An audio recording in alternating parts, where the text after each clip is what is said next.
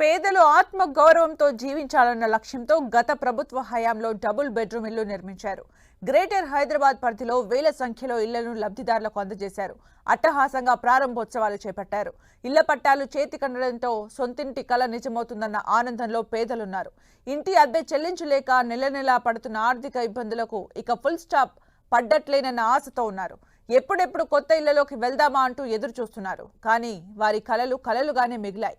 పట్టాలు చేతికొచ్చినా ఇళ్లలోకి వెళ్లలేని పరిస్థితి నెలకొంది.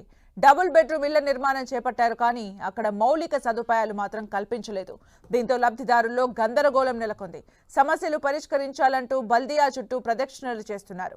5 నెలల క్రితం జీహెచ్ఎంసీ పరిధిలో 69,000 మంది లబ్ధిదారులకు డబుల్ బెడ్రూమ్ ఇళ్లను పంపిణీ చేశారు.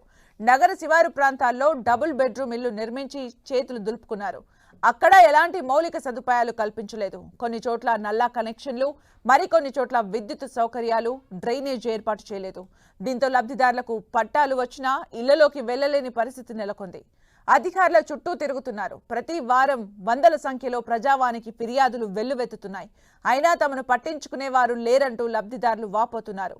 రేపు మాపు అంటూ కాలయాపన చేస్తున్నారు తప్ప సమస్యల్ని మాత్రం పరిష్కరించడం లేదని మండిపడుతున్నారు. నెల నెలా ఇంటి అద్దెలు చెల్లించలేక ఇబ్బందులు పడుతున్న తమను ప్రభుత్వం ఆదుకోవాలని వేడుకుంటున్నారు.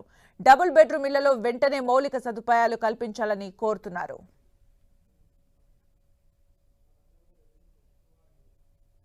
3-4 నెలల నుంచి తిరుగుతున్నాము.